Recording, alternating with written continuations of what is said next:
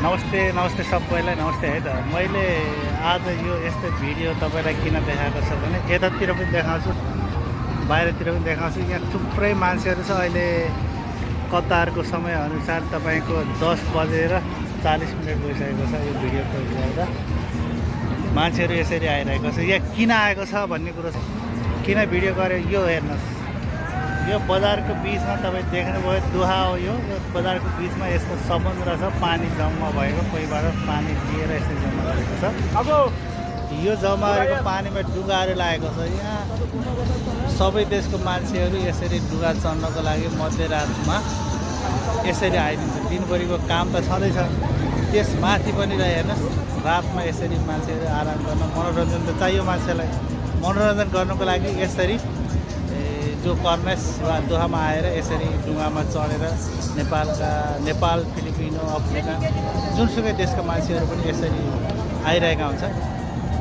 मैले यो भिडियो बनाउनुको उद्देश्य नेपालमा पनि यस्तो जस्तो काठमाडौँमा हेरौँ बागमती नदीहरू यसरी बजारको बिचबाट नदीहरू गइरहेको छ र त्यो पानीलाई सङ्कलन गरेर यस्तै डुङ्गाहरू चलायो भने नेपालमा पनि पर्यटकीय स्थललाई, गन्तव्यलाई केही हदसम्म अगाडि बढाउन सकिन्छ या नेपालको आर्थिक तन्त्रलाई केही हदसम्म भए पनि सहयोग पुग्छ कि भन्ने हाम्रो बुझाइ हो। तपाईँहरूलाई यो भिडियो कस्तो लाग्यो, कहाँबाट हेर्दै हुनुहुन्छ, यो कतारले गरेको यो विकासलाई तपाईँहरू के भन्न चाहनुहुन्छ जस्तो लाग्छ भिडियोलाई त्यस्तै हेर्नु। यस्तो पानी छ, म तपाईँलाई पछाडि ब्याकग्राउन्डमा पनि देखाउनेछु। र पानी यस्तो छ, यहाँ यसरी बाटो, यो दुहा गर्ने साइडको बाटो हो, यो गार्डन छ। यहाँ तपाईँहरू यसरी देख्न सक्नुहुन्छ होला। डुङ्गाहरू हो, यो थुप्रै डुङ्गाहरू छ। यहाँ सञ्चालन गर्ने विभिन्न देशका मान्छेहरूले डुङ्गाहरू राखिरहेको छ, आफ्नो आफ्नो बोर्डहरू।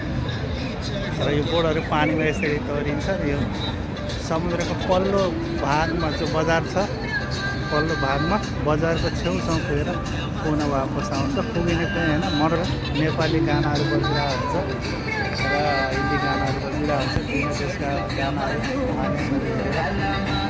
तपाईँले यो भिडियो कहाँबाट हेर्दै हुनुहुन्छ र आज म पिचको अवसरमा यो भिडियो तपाईँलाई पनि केही सन्देश जाओस् भनेर भिडियो बनाइरहेको छु है त।